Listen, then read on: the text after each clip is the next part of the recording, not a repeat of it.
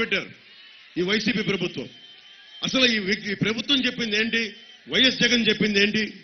మద్యపానాన్ని నిషేధిస్తామని చెప్పిన వ్యక్తి మద్యపానం మీద ఎంత డబ్బులు సంపాదిస్తున్నాడు? ఎన్ని కోట్లు మద్యపానం మీద సంపాదించేది? ఎన్ని కోట్లు తెలుసా మీకు? మద్యపానం మీద సంపాదిస్తుంది కల్తీ మందు మీద పెద్దిరెడ్డి గారు, మిథున్ రెడ్డి గారు సంపాదిస్తుంది, వైఎస్ జగన్ సంపాదిస్తుంది. మీకు ఎంత తెలుసా? పోలవరం ప్రాజెక్టుకి ఆర్ఆర్ కంటే కూడా చాలా ఎక్కువ 41,000 కోట్ల రూపాయలు మీ రక్తాన్ని అమ్మి మీకు జబ్బులిచ్చి కొన్ని వేల పుస్తలు తెంపేసి ఆడబిడ్డల మెళ్ళ ఉన్న తాళిబొట్లు తెంపేసి 41,000 కోట్ల రూపాయలు సంపాదించారు. అంటే డబ్బు ఉంది. డబ్బుని ఎక్కడ పెట్టుబడి పెట్టాలంటే వాళ్ళకి వెళ్ళిపోతుంది డబ్బు. ఈ రోజున మన ముఖాన్ని డబ్బులు ఇసిరేస్తారు. ఓటుకి 1000 అంటారు, 10,000 అంటారు, 4,000 అంటారు, కుటుంబానికి 1,00,000 అంటారు. జనం కోరుకునేది ఓటుకి 2,000, 5,000, అది వేరే సంగతి. నువ్వు ఇవ్వాల్సింది మా తరతరాలుగా ఉంటున్న ఊళ్ళలో నుంచి మమ్మల్ని పంపేసే ప్రాజెక్టు కోసమని నువ్వు మాటిచ్చావు. ముఖ్యమంత్రిగా ముఖ్యమంత్రి కాకముందు మాటిచ్చావు, ముఖ్యమంత్రి అయిన తర్వాత మాటిచ్చావు. కానీ ఈ రోజున పట్టించుకోవడం బానేశావు. కానీ మందు అమ్మటం మటుకు ఆపలా. మద్యాన్ని నిషేధిస్తానన్న వ్యక్తి ఈ రోజున కూర్చోబెట్టి మద్యాన్ని అమ్ముతా 41,000 కోట్ల రూపాయలు దాని మీద సంపాదించాడు. అలాగే ఇసుక మీద 40,000 కోట్ల రూపాయలు. ఏజెన్సీ టైగర్ కరాటం రాంబాబు గారిని అడగండి, ఎందుకు కడుపు మండి అక్కడ జై భీమ్ అని మన జెండా ఎగురుతూ ఉంది.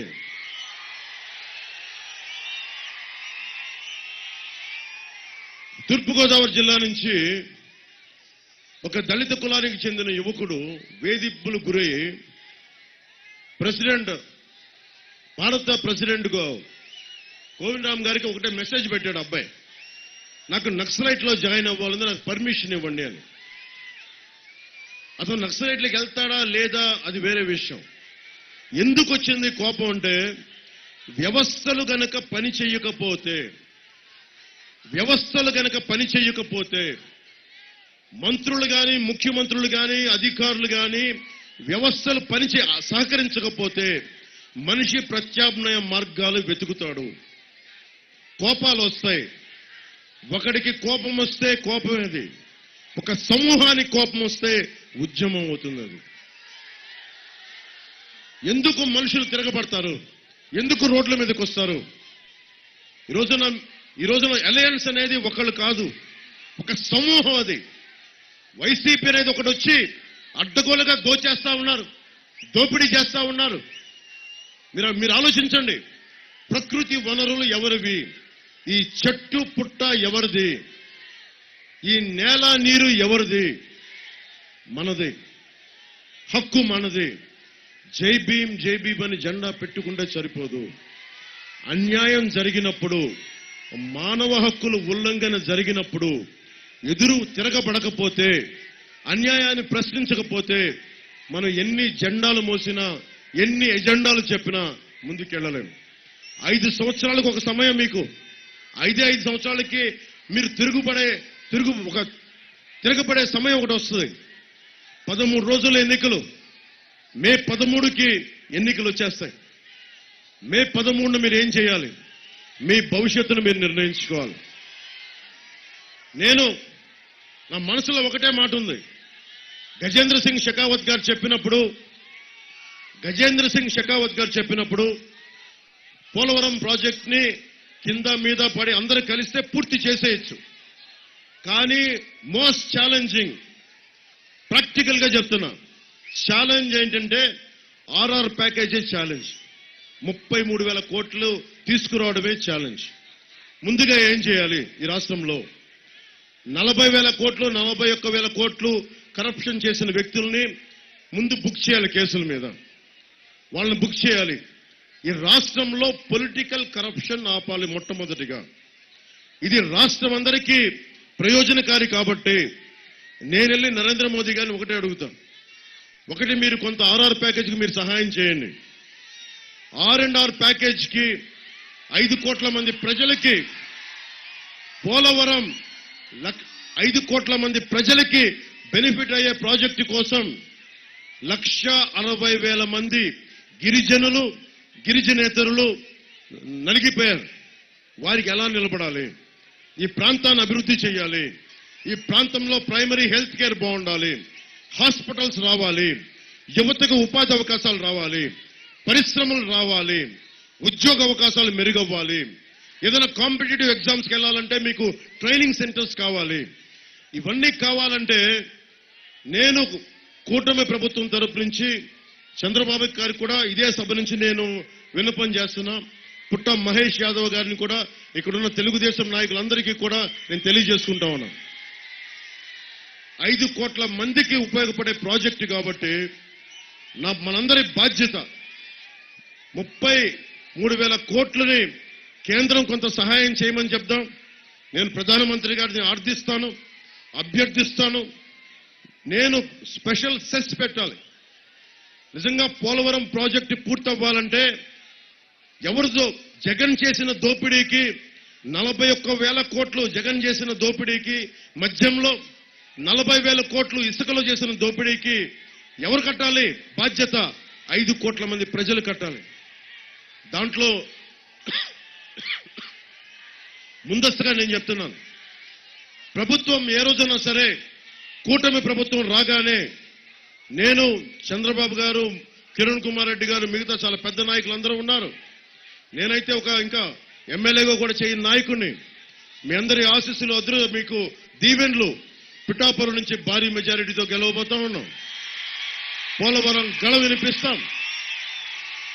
పోలవరం కోసం నేను సభలో గొంతెత్తుతా. మన చెర్రి బాలరాజు గారు కాదంటారు, కరాడు రాంబాబు గారు, జనసేన బాలరాజు గారు అంటా ఉన్నారు. ఆయన నేను ఇద్దరం కలిసి పుట్ట మహేష్ గారు పార్లమెంట్లో, పుట్ట మహేష్ యాదవ్ గారు పార్లమెంట్లో మాట్లాడతారు. నేను మన అసెంబ్లీలో మాట్లాడతాం. 5 కోట్ల మంది ప్రజలకి ఒకటే విన్నవించుకుంటాం. కేంద్రంలో ప్రధానమంత్రి గారికి నేను విన్నవించుకుంటా వ్యక్తిగతంగా, పార్టీ పరంగా.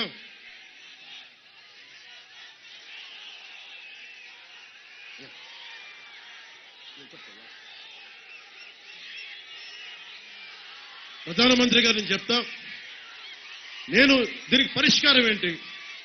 33,000 కోట్ల పైచిలకు R&R ప్యాకేజీకి పరిష్కారం ఏంటి? ప్రతి ఆంధ్రుడు ఈ బాధ్యత మొయ్యాలి, తప్పదు.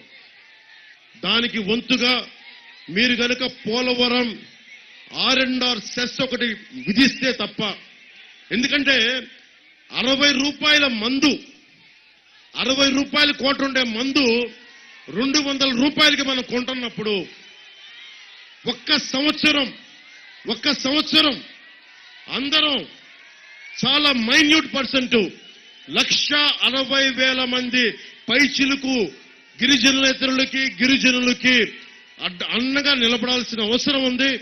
దానికోసం 5 కోట్ల మంది ఆంధ్రులు బాధ్యత తీసుకోవాలంటే ప్రభుత్వం, వైసీపీ ప్రభుత్వం చేసిన తప్పుకి అందరం బాధ్యత తీసుకోవాలి, తప్పదు. అందరం కూడా ఒక చిన్నపాటి సెస్ అంటే అందరం కలిసి ఒక నయా పైసా, ఒక పైసా మనం కొనే ప్రతి వస్తువులో కూడా ఒక పైసా మనం కూర్చొని నిర్వాసితులకు ఇవ్వాలని ప్రతిపాదన నేను ఈ రోజున ఇక్కడి నుంచి పంపిస్తా ఉన్నాను, ఇక్కడి నుంచి అడుగుతున్నాం. దాంట్లో భాగంగా, ఎందుకంటే ఇది కేంద్ర ప్రభుత్వం డబ్బులు ఖర్చు పెట్టేసింది. జగన్ దగ్గరికి వెళ్ళిపోయినాయి డబ్బులు. వాళ్ళు కూర్చున్న మెగా ఇంజనీరింగ్కి డబ్బులు వెళ్ళిపోయినాయి. మార్చేసుకున్నారు, నవయుగా నుంచి మెగాకి వెళ్ళిపోయింది. డబ్బులు వెళ్ళిపోయినాయి. డబ్బులు పెద్ద వాళ్ళు అయిపోయారు. జగన్కి డబ్బులు వెళ్ళిపోయినాయి. ఏటీఎం అయిపోయింది వాళ్ళకి. కానీ నలిగిపోతుంది 1,60,000 మంది గిరిజన ప్రజలు, గిరిజనేతరులు. వీళ్ళ కోసం నిలబడాలి అంటే 5 కోట్ల మంది ప్రజలు, ఆంధ్రులు బాధ్యత తీసుకోవాలి. ముంపు మండలాల కోసం ప్రత్యేకించి తెలంగాణ రాష్ట్రం, జై తెలంగాణ నినాదం ఇచ్చి మీరు రాష్ట్రం సాధించుకున్న తర్వాత కూడా పోలవరం కోసం 7 తెలంగాణ మండలాలు ఆంధ్రాలో కలిసిపోయినాయి. మీ మీద నేను ప్రత్యేక దృష్టి పెడతాను, మర్చిపోకున్నది మీకు మాటిస్తున్నాను ఈ రోజున. అలాగే 40 రూపాయల మందు మనం 200 రూపాయలు కొనడానికి సిద్ధపడిపోయాం. పోలవరం నిజంగా నిర్వాసితుల్ని బయటికి పడేయాలంటే అందరం కలిసి పైసా పైసా చొప్పులేసుకుంటే ఒక్క 6 నెలల్లో 33,000 కోట్లు తీసుకొచ్చి అందరినీ బయట పడేయగలం, అందరినీ బయట గట్టు మీద తీసుకురాగలం. ఆ బాధ్యత జనసేన ఎందుకు నాకు కరాటో రాంబాబు గారు చెప్పారు, ఈ బాధ్యత మీరు తీసుకోవాలి. నా జీవితాన్ని పణంగా పెట్టి ఇన్ని వేల మందిని ప్రభావితం చేశాను. వారి మీద గౌరవంతో చెప్తున్నాను. ఈ రోజున ప్రత్యేకమైన సెస్ వేసి 5 కోట్ల మంది ప్రజలు నాతో సహా నేనైతే ఈరోజు చెప్తున్నా, పోలవరం నిర్వాసితుల కోసం నా వంతు సహాయంగా సెస్సే గనుక వచ్చే మనకి రాబోతున్న ప్రభుత్వం ముందుకు తీసుకెళ్లేలా చేస్తాం. 5 కోట్ల మందికి ఆయన పోలవరం కోసం ఆయన 110 ఎకరాలు ఎలా ఇచ్చేశారో, ఆయన కుటుంబం 110 ఎకరాలు ఎలా సమర్పించుకుందో నేను ఈరోజు చెప్తున్నా. నాకు ఏడుపు, మన కోసం నలిగిపోతున్నాం. ఆ ఏడుపు గిరిజనులను చూస్తా ఉంటే, ఇళ్లలో కూర్చొని ఇల్లు వాకిలు లేక తట్టా బుట్టా తీసుకొని నలిగిపోతా ఉంటే నేను చెప్తున్నాను, ఈ రోజున నా స్వంత డబ్బు ₹1 కోటి పోలవరం నిర్వాసితులకి ముందు నాతో మొదలు పెడుతున్నాను. 33,000 కోట్లలో 33,000 కోట్ల రూపాయలు కావాలి. నేను ఇంత ప్రజాభిమానం ఇచ్చారు మీకోసం. 33,000 కోట్లు నేను ₹1 కోటి నేను ఇస్తా ఉన్నాను. ఈ రోజున ప్రభుత్వ ట్రెజరీకి, ప్రభుత్వ ఖజానాకి పోలవరం మనకి నిర్వాసితుల దీనికోసం ₹1 కోటి నేనే ఇస్తాను. దానికోసం మిగతా అందరూ కూడా 5 కోట్ల మంది ప్రజలు ఏదో ఒకటి మీరు ఆలోచించుకోండి. ఆ రోజుకి చంద్రబాబు గారితో చెప్తాను, అందరం కలిసి తలా నేను ₹1 కోటి ఇస్తే మీరు 5 పైసలు ఇవ్వండి, కుదిరితే పైసా ఇవ్వండి, చాలు, మొత్తం తీరిపోతాయి కష్టాలు. ఇది పోలవరంని అత్యంత తక్కువ సమయంలో ఛాలెంజ్ 27కి పూర్తి చేసేద్దాం. పోలవరాన్ని, పోలవరంకి నీళ్లు రావాల్సిందే, సాగునీరు అవసరాలు తీరాల్సిందే, మిగతా ప్రాజెక్టులు పూర్తి కావాల్సిందే. ఛాలెంజ్ గా తీసుకుందాం. నేను అన్ని భుజాల మీద పెట్టుకున్నా, నాకు తెలుసు బరువని, తెలియని వ్యక్తినేం కాదు. చెగువారాన్ని ఇష్టపడేవాడిని. సగర భగీరథ మహర్షిని ఎందుకు పెట్టుకున్నాం మన గుండెల్లో? ఎక్కడో ఉన్న గంగని తీసుకొచ్చాడు ఆయన. అలాంటి భగీరథ మహర్షిని స్ఫూర్తిగా తీసుకుందాం. పోలవరాన్ని పూర్తి చేసే బాధ్యత, ముందుండి నడిపించే బాధ్యత జనసేన, తెలుగుదేశం, భారతీయ జనతా పార్టీ కూటమి ప్రభుత్వం తీసుకుంటున్న బాధ్యత. నేను మీ గళం అవుతాను.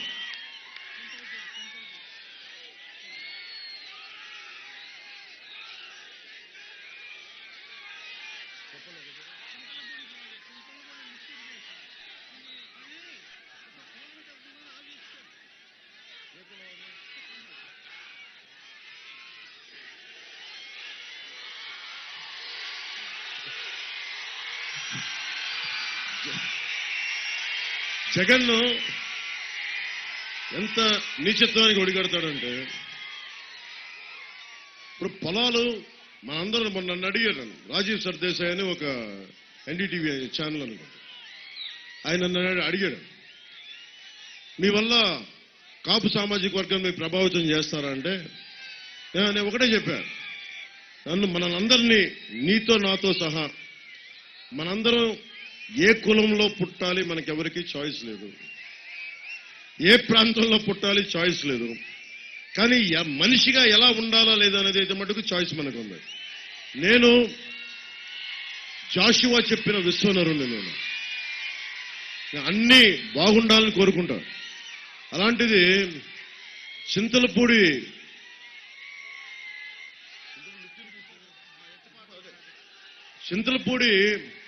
Lift irrigation project, Chintalapudi lift irrigation project Jagan of చేశాడు.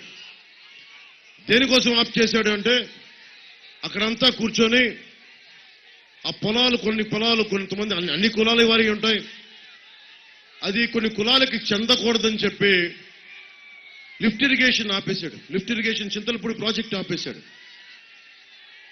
భగీరథ మహర్షి ఈ కులానికి రావాలి, ఈ కులానికి రాకూడదు అనుకున్న సకల మానవాళికి దాహం తీరాలి అని చెప్పి గంగని తీసుకొచ్చాడు. కానీ ఈ వ్యక్తి క్యాపిటల్ మార్చేశాడు, పోలవరం పూర్తి చేయడు, చింతలపూడేమో కూర్చోబెట్టి కొంతమందికి వెళ్తుంది, మిగతా వాళ్ళకి రాదని చెప్పి చింతలపూడిని ఆఫ్ చేశాడు. ఏది ఇచ్చి క్యాపిటల్ లాంటి కక్ష ఉండాలి. ఎంత స్థాయిలో న్యాయం జరిగే వరకు కోపం అంటే కూర్చోబెట్టి ప్రతి ఒక్కరి మీద కుల కక్ష. నిన్న కిర్లంపూడిలో కూడా మాట్లాడా. కిర్లంపూడి సభలో మాట్లాడితే అందరు నన్ను అడుగుతారు, కూర్చోబెట్టి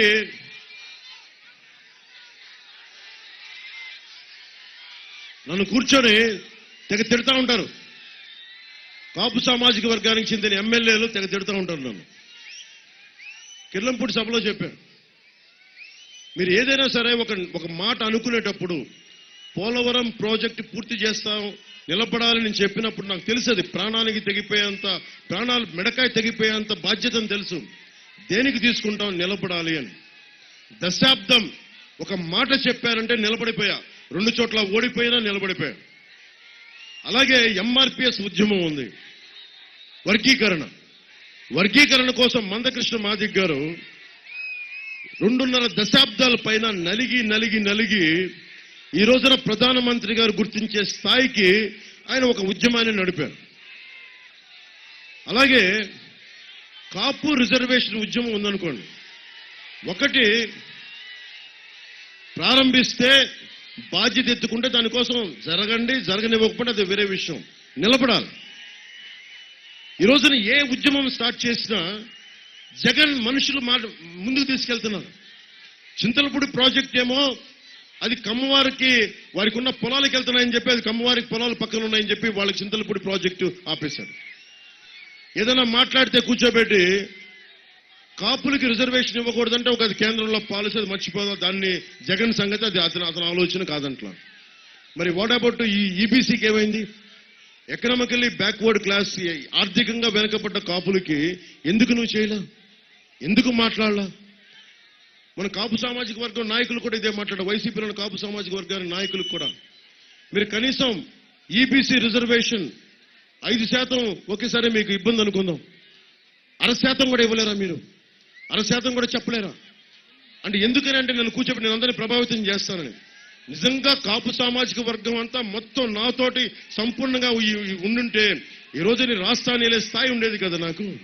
అవన్నీ ఎందుకు చేయలేం? ప్రజల గుండెల్లో, ఎందుకంటే ఒక్క కులం వల్ల రాజకీయాన్ని నడపలేం. నాకు ఆ గౌరవం ఉంది.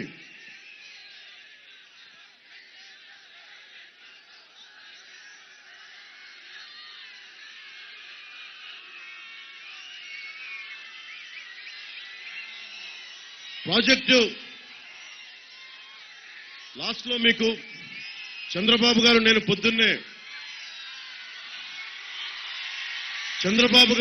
పొద్దున్నే సిద్ధార్థనాథ్ సింగ్ గారు నేను మేము ముగ్గురం కూర్చొని మేనిఫెస్టో రిలీజ్ చేశాం. మనం ఇచ్చిన మేనిఫెస్టోకి కేంద్ర భారతీయ జనతా పార్టీ మద్దతు తెలిపింది. వైఎస్ జగన్ మాట్లాడుతూ ఉన్నాడు కూర్చోబెట్టి, ఆయన మోడీ గారి ఫోటో ఇద్దని. మోడీ గారు ఫోటో ఇద్దని చెప్పి జగన్మోహన్ రెడ్డి చెప్పారా? నీకు మోడీ గారికి అంత పరిచయం ఉందనుకుంటున్నావా?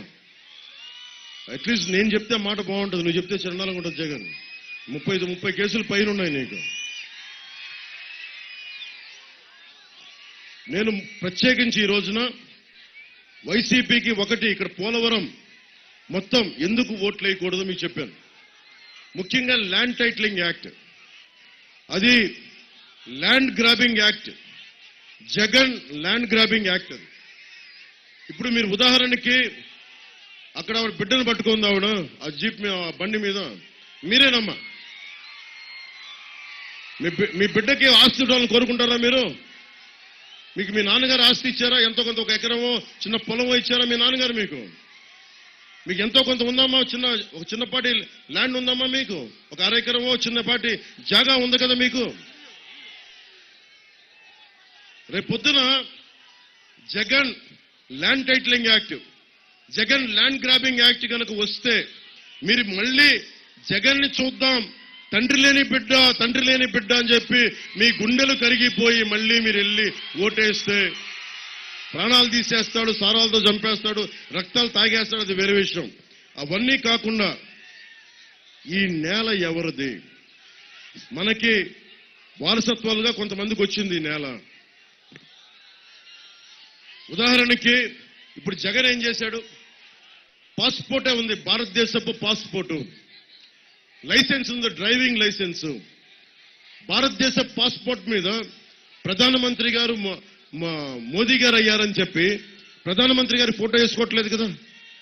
అలాగే డ్రైవింగ్ లైసెన్స్ మీద ఆంధ్రప్రదేశ్ రాజముద్ర ఉంటుంది, లేదంటే Indian union motor driving licence అని ఉంటుంది, కానీ జగన్ ఫోటో ఉండదు. మన దరిద్రం ఏంటంటే ప్రతి పాస్ పుస్తకం మీద ఒక చిరాకైన నవ్వుతోటి జగన్ ఫోటో కనిపిస్తుంది. నీ ఫోటో ఎందుకు వేసుకోవాలయా? మీరు అడగాలి. యువత పవర్ స్టార్ అని మాట్లాడతారు మీరు కూర్చోబెట్టి. మీరు అడగాల్సింది జగన్ని. ఈ కోపం, ఈ స్లోగనీరింగ్ వైసీపీ వాళ్ళ మీద చూపించండి, వాళ్ళ నాయకుల మీద చూపించండి. మీ ఫీజు రీఎంబర్స్మెంట్లు మీకు వచ్చినాయా? ఎవరికన్నా ఫీజు రీఎంబర్స్మెంట్లు వచ్చినాయా? మీకు ఫీజు రీఎంబర్స్మెంట్ రాకపోతే ఏం చేస్తాం? ఎవరిని అడగాలి? కోపాన్ని ఎవడు మీరు చూపిస్తాడు? ఎన్నికల్లో మీరు చూపించాలి మీరు. అలాగే land titling act, Jagan land grabbing act కి మన పాస్ పుస్తకాల్లో జగన్ బొమ్మ వేసేసుకున్నాడు. మనకి సరిహద్దు రాళ్లలో జగన్ బొమ్మ. వీళ్ళకి ఇప్పటి నుంచి కాదు, జగన్ కుటుంబీకులకి వాళ్ళ తాతగారి దగ్గర నుంచి పక్కనోడి ఆస్తి లాక్కోవడం చాలా ఆనవాయితీ వాళ్ళకి. దానికి ఇన్సిడెంట్ కూడా చెప్తా. వెంకట్ నరసాయి గారు అని చెప్పి రైల్వే కోడూరులో వెరైటీస్ మైన్, ఆయనకి పాప అక్కడ ఉన్నాయని కనిపెట్టిన వ్యక్తి, గుర్తించిన వ్యక్తి. ఆయన ఒక చిన్న మైనింగ్ లీజ్ తీసుకొని వైఎస్ జగన్ గారి తాతగారికి మనుషుల్ని పనికి పెట్టుకున్నారు. పనికి పెట్టుకుంటే వెంకట నరసాయి గారిని కొద్ది రోజుల తర్వాత ఏమైందో తెలియదు, అని చనిపోయారు. ఆ వెరైటీస్ మైన్ వైఎస్ కుటుంబీకులకు వెళ్ళిపోయింది. సో పక్కనోడి ఆస్తి దోచుకోవడం అనేది అది వాడి కుటుంబ లక్షణం, అది వారి డిఎన్ఏలోకి వెళ్ళిపోయింది. ఎందుకు చెప్తున్నానంటే మన ఆస్తుల మీద జగన్ ఫోటో ఏంటి? అది మన ఆంధ్రప్రదేశ్ రాజముద్ర ఉండాలి తప్ప వైఎస్ జగన్ ఫోటో ఎందుకు? ఇది మనం ఆలోచించాలి. అలాగే ఉదాహరణకి ఈ యాక్ట్ వచ్చిన తర్వాత మీ ఇల్లు మీది అని చెప్పి మీరు ఆఫీసర్ దగ్గరికి వెళ్ళాలంట, వెళ్ళి అప్లై చేసుకోవాలి. మళ్ళీ ఓకే అని పెట్టకపోతే మళ్ళీ సంతకం మళ్ళీ గుర్తించరు. పోనీ మీరు కొంతకాలం వేరే ఊరు వెళ్ళారనుకుందాం, వైసీపీ నుంచో వాళ్ళ నాయకులు సజ్జల రామకృష్ణారెడ్డి గారు కానీ మిథున్ రెడ్డి గారు కానీ వాళ్ళ మనుషులు మీ ఇల్లు ఆక్రమించేశారనుకో, అని ఆక్రమించేస్తారు. జనరల్ గా అలా కబ్జా పెడితే మనం వెళ్ళి పోలీస్ స్టేషన్కి వెళ్ళాలి, ఆ తర్వాత కోర్టులకు వెళ్ళాలి. ఇప్పుడు మన కోర్టులకు వెళ్ళడానికి లేదు. ఎక్కడికి వెళ్ళాలి? వెళ్ళి కోర్టుకి వెళ్ళి ఆప్షన్ తీసేశారు. కోర్టుకి వెళ్ళకూడదంట, వెళ్ళి అధికారుల దగ్గరికి వెళ్ళాలంట. అధికారులు వాళ్ళ మనుషులైతే మన మాట ఎవడంటాడు? ఈరోజు చూశారు కదా, చిన్నపాటి పని చేసుకోవాలంటే వాళ్ళ అధికారులు చెప్పకపోతే మన మాట వింటల్లా. అలాంటిది మన మాట ఎవరింటారు? వెళ్ళి వాళ్ళ చెంచా వాళ్ళ కింద పనిచేసే ఆఫీసర్ దగ్గరికి వెళ్ళాలి. వాళ్ళ కొత్త రూల్ ప్రకారం మన ఆస్తులకి డాక్యుమెంట్స్ ఉండవు, ఒరిజినల్స్ అన్ని వాళ్ళ దగ్గర ఉంటాయంట. కేవలం జెరాక్సే మన దగ్గర పెడతారంట. ఈ జెరాక్స్ ఇచ్చి వీళ్ళు ఏమైనా చేయొచ్చు. దున్నేవాడిది భూమి. రాంబాబు గారిని అడగండి, వామపక్ష ఉద్యమాల్లో తిరిగి మనం అర్థం చేసుకున్న వ్యక్తి. దున్నేవాడిదే భూమి, దున్నేవాడిదే భూమి అని ఒక వామపక్షం ఒక స్లోగన్, అది నినాదం. కానీ ఇక్కడ దున్నన ప్రతి భూమి వైఎస్ జగన్దే అయిపోతారు. పొద్దున భవిష్యత్తులో ల్యాండ్ గ్రాబింగ్ యాక్ట్ వస్తే ఉండని ప్రతి ఇల్లు వైసీపీ నాయకులది అయిపోతాయి. దున్నే ప్రతి భూమిని తాకట్టు పెట్టేస్తారు, ఉండే ప్రతి ఇల్లుని తాకట్టు పెట్టేస్తారు. మన ఆస్తుల మీద మనకి హక్కు లేకుండా చేస్తున్నారు. ఇక్కడ ఆడబిడ్డలు ఉన్నారు, మీ బిడ్డలకి ఎవరైనా పెళ్లి చేయాలంటే మీరు కూర్చోటి పసుపు కుంకాల కింద స్టాంప్ పేపర్లు ఇస్తాం వచ్చిన అల్లుడికి. రేపు పొద్దున ఎక్కడ ఏమి ఇస్తాం? జెరాక్స్ ఫోటోలు ఇస్తే మనకి తీసుకుంటారా? ఒకసారి ఆలోచించండి. ఇవన్నీ జెరాక్స్ ఇస్తే పెళ్లిళ్ళు జరుగుతాయా? రేపు పొద్దున కష్టం వచ్చింది, బ్యాంకులు ఒరిజినల్ స్టేట్మెంట్స్ అడుగుతాయి. దానికి ఎవరిని దానికి ఏం వివరణ ఇచ్చారు వైసీపీ వాళ్ళు? రేపు పొద్దున కష్టం వచ్చింది, పక్కడికి వెళ్ళి మనం కూర్చోబెట్టి తనఖా పెట్టాలి అంటే, వడ్డీ వ్యాపారి దగ్గరికి వెళ్ళాలి అంటే, మనం తెలిసిన వాడి దగ్గరికి వెళ్ళాలంటే ఒరిజినల్ డాక్యుమెంట్స్ అడుగుతారు. ఒరిజినల్ డాక్యుమెంట్స్ లేకుండా ఫోటో స్టాట్ ఇస్తారంటే ఎవరు తీసుకుంటారు? సో దీన్ని దృష్టిలో పెట్టుకొని ఇది ఒక అరాచక ప్రభుత్వం. ఇది 5 సంవత్సరాలు విధ్వంసం క్రియేట్ చేశారు. ఇంకొక 5 సంవత్సరాలు మనం భరించలేము ఈ ప్రభుత్వాన్ని.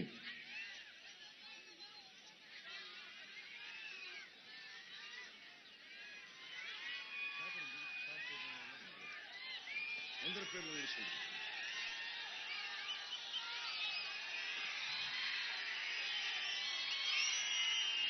నేను పొద్దున్నే చంద్రబాబు గారు, నేను సిద్ధార్థనాథ్ సింగ్ గారు మన కూటమి మేనిఫెస్టోని విడుదల చేశాం. దీంట్లో మీ అన్ని మన నాయకులు రేపు నుంచి చెప్తారు. ముఖ్యంగా కీలకమని చెప్తాను. మీ భవిష్యత్తు కోసం జగన్ అడుగుతా ఉన్నాడు, మీ పథకాలకి డబ్బులు ఎక్కడి అని.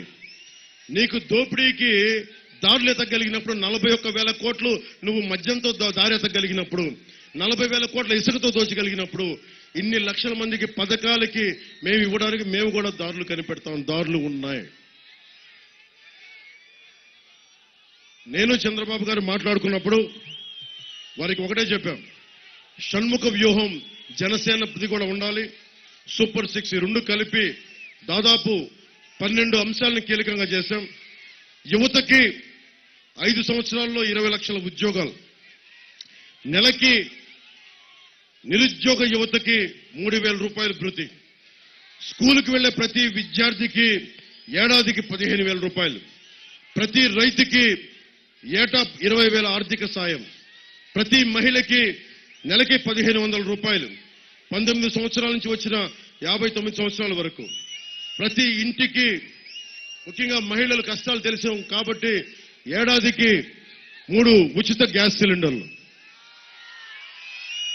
మహిళలకి ఉచిత బస్సు ప్రయాణం. అలాగే సూపర్ 6 షణ్ముఖ వ్యూహంలో భాగంగా ఇంటింటికి కుళాయి, అంటే ప్రధాన మంత్రి పథకం ఉంది. ఆ పథకం కింద ప్రతి ఇంటికి రక్షిత నీరు, ప్రతి ఇంటికి కుళాయి కనెక్షన్. పేదలని నేను కోరుకున్నా, ఇది షణ్ముఖ వ్యూహంలో నేను చెప్పింది, పేదలని సంపన్నులుగా చేసే దిశగా పబ్లిక్ ప్రైవేట్ పీపుల్ పార్ట్నర్షిప్ లో పథకాలు. అంటే ఉదాహరణకి మనం ఒక 10 లక్షల రూపాయలు ఒక కొత్త స్టార్టప్ పెట్టుకుంటానన్నా, చిన్న వ్యాపారం చేసుకుంటానన్నా, లేదంటే సబ్సిడీ కావాలన్నా, పెట్టుబడి అన్నా, ఇది ఈ పథకం కింద యువతకి 10 మందికి ఉపాధి కల్పించే ఒక వ్యాపారం పెట్టుకుంటే సబ్సిడీ కింద దాదాపు ఒక 10 లక్షల రూపాయలు ప్రభుత్వం అందజేస్తుంది.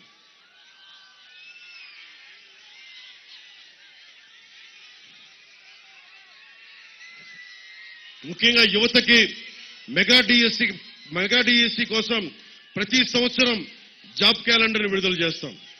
ఉత్తరాంధ్ర, కోస్తా రాయలసీమ ప్రాంతాల అభివృద్ధికి, ఉద్యోగ కల్పనకి ప్రత్యేకమైన ఎంప్లాయ్మెంట్ జోన్లు ఏర్పాటు చేస్తాం. ముఖ్యంగా మీరు ఎంట్రన్స్, మీకు సివిల్స్ కి ప్రిపేర్ అవ్వాలనుకున్నా, లేదంటే స్టేట్ ఎగ్జామ్స్ కి ప్రిపేర్ అవ్వాలనుకున్నా మీకోసం డిజిటల్ లైబ్రరీని ఏర్పాటు చేస్తాం.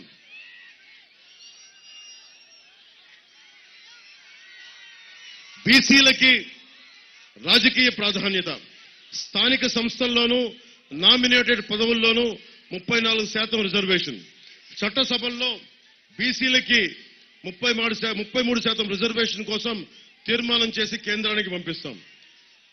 ముఖ్యంగా బీసీ కులాల్లో సంఖ్యాబలం లేని కులాలకి నామినేషన్ తోటి ఒక నామినేట్ చేసే పోటీ చేయలేని వర్గాలకి నామినేషన్ల ద్వారా రాజకీయ భాగస్వామ్యం కల్పిస్తాం. ముఖ్యంగా బీసీల ఆర్థిక అభివృద్ధికి 140 కులాల పైన ఉన్నాయి. వాటికి సంబంధించి దామాషా ప్రకారం కార్పొరేషన్లకు నిధులు ఇస్తాం. అలాగే యాదవ కురబ సమాజానికి చేనేత ఉత్పత్తులపై జీఎస్టీని రీఎంబర్స్ చేస్తాం. నాయి బ్రాహ్మణ సమాజానికి, దేవాలయాల్లో పనిచేసే వారికి 25,000 గౌరవ వేతనం కల్పిస్తాం. గీత కార్మికులకి మద్యం షాపుల్లో 10% రిజర్వేషన్ ఉంటుంది. వడ్డెర కులాలకి క్వారీల్లో 15% రిజర్వేషన్ ఉంటుంది. రజక సామాజిక వర్గానికి ధోబీ ఘాట్ల నిర్మాణాలకి ప్రోత్సాహం, విద్యుత్ ఛార్జీలు రాయితీ. మత్స్యకారులకి 20,000 రూపాయలు విరామ సమయంలో 20,000 రూపాయల ఆర్థిక సాయం. జీవో 217 రద్దు చేస్తాం. ఇలా చాలా ఉన్నాయి. ఇవన్నీ కాకుండా కాపు సంక్షేమం కోసం ప్రభుత్వం అమలు చేసే సంక్షేమ పథకాలను అదనంగా కాపుల సంక్షేమం కోసం కనీసం వచ్చే 5 ఏళ్లలో 15,000 కోట్ల రూపాయలు నిధులు కేటాయించి కాపు సామాజిక వర్గం తాలూకు సాధికారత అభివృద్ధి కోసం చర్యలు చేపడతాం. కాపు భవనాల నిర్మాణాలను తొందరగా పూర్తి చేస్తాం. కాపు యువత మహిళల నైపుణ్యాభివృద్ధికి స్వయం ఉపాధి ప్రాధాన్యత ఇస్తాం. అలాగే అగ్రవర్ణాల పేదల సంక్షేమానికి ముఖ్యంగా రిజర్వేషన్లు, ఆర్థికంగా వెనుకబడ్డ కులాలకి రెడ్డి సామాజిక వర్గం కానీ, క్షత్రియ సామాజిక వర్గం, బ్రాహ్మణ, వెలమ ఇలాంటి అగ్రవర్ణాల్లో ఉండే పేదలకి ప్రత్యేకంగా 10% ఆర్థికంగా వెనుక ఈడబ్ల్యూఎస్ రిజర్వేషన్ అమలు చేస్తాం. ప్రతి 5 ఏళ్లకు ఒకసారి సర్వే చేసి ఏ కులం ఇంకా వెనుకబడి ఉందో వారికి ప్రాధాన్యత కల్పిస్తాం.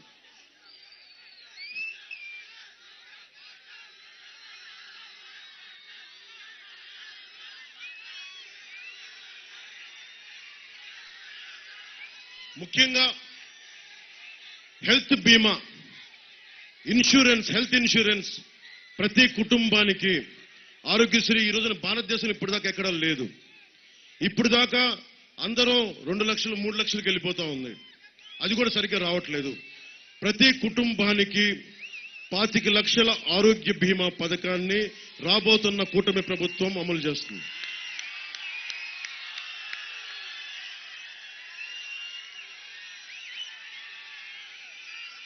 ముఖ్యంగా చంద్రబాబు గారు చెప్తా ఉంటారు, మద్యానికి సంబంధించి 60 రూపాయలు ఉన్న మందు 200కి అయిపోయింది. ఏదైనా మాట్లాడితే చాలా మంది వైసీపీ పెద్దలు నేను మద్యాన్ని ప్రోత్సాహిస్తున్నాం అంటారు. ఎందుకు మద్యపాన నిషేధం మన రాష్ట్రంలో అమలు చేయలేమో మీకు చెప్తాం. ఒకవైపు తెలంగాణలో మద్యపానం ఉంది, ఒరిస్సాలో మద్యపానం ఉంది, అక్కడ నిషేధం లేదు. యానాంలో మద్యపాన నిషేధం లేదు, తమిళనాడులో మద్యపాన నిషేధం లేదు, మనకి ఛత్తీస్గఢ్లో మద్యపాన నిషేధం లేదు. ఇవన్నీ పక్కపక్కన బోర్డర్లు, సరిహద్దులు పంచుకుని మనం మద్యపానాన్ని సంపూర్ణంగా నిషేధించలేం. దాని బదులు నేను చెప్పింది ఏంటంటే, ఆడపడుచులు కోరుకుంటే మా గ్రామంలో మద్యాన్ని మనకు నిషేధించండి అంటే, గతంలో మనకు అన్నా హజారే గారు చెప్పినట్టుగా రేలేగావ్ సిద్ధి గ్రామంలో సంపూర్ణ మద్యాన్ని నిషేధించారు. అలా 70% మంది కోరుకుంటే, ఉదాహరణకి పోలవరంలో మనకు మందు వద్దు అనుకుందాం, మద్యం వద్దు తాగటం అనేది స్వీయ నియంత్రణ.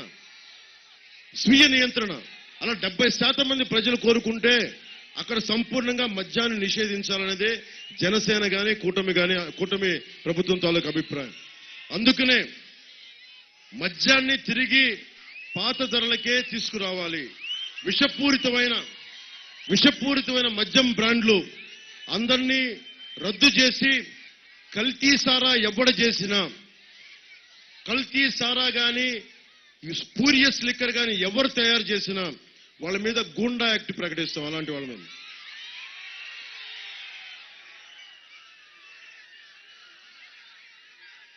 పంచాయతీలకి దాదాపు 8,000 కోట్ల రూపాయలు జగన్ తీసేసుకున్నాడు పంచాయతీ నిధుల్ని. మేము వచ్చి ఆర్థిక సంఘం ఇచ్చిన నిధుల్ని నేరుగా కూటమి ప్రభుత్వం పంచాయతీలకే అందిస్తాం. పంచాయతీరాజ్ వ్యవస్థకి పూర్వ వైభవం కల్పిస్తాం. స్థానిక పాలనకు ఊతమిస్తాం. పంచాయతీరాజ్ ప్రాజెక్టుల ప్రతిపాదనల కోసం బడ్జెట్లో 5% కేటాయిస్తాం. న్యాయవాదుల కోసం దాదాపు స్టైఫండ్ నెలకి 10,000 రూపాయలు జూనియర్ న్యాయవాదులకి శిక్షణకి ప్రత్యేకమైన ట్రైనింగ్ ఏర్పాటు చేస్తాం. అగ్రిగోల్డ్ ఆస్తులు అమ్మి బాధితులకి న్యాయం జరిగేలా చర్యలు తీసుకుంటాం. ముఖ్యంగా పరిశ్రమలు రావాలి.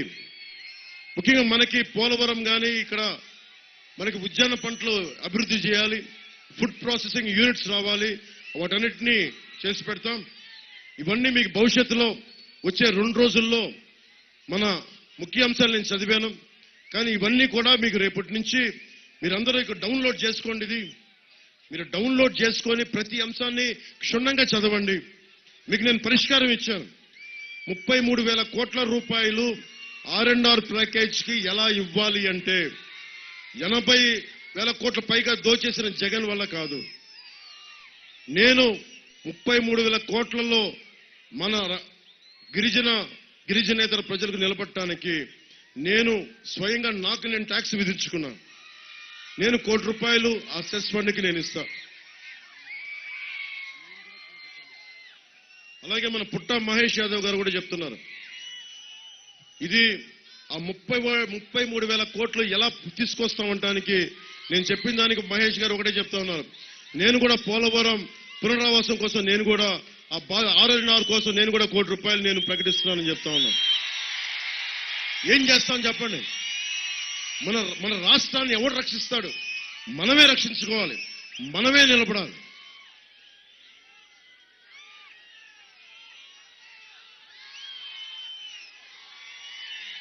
ముఖ్యంగా యువతకి, ఆడపడుచులకి నేను మీ అందరికీ ఒకటే చెప్తున్నా.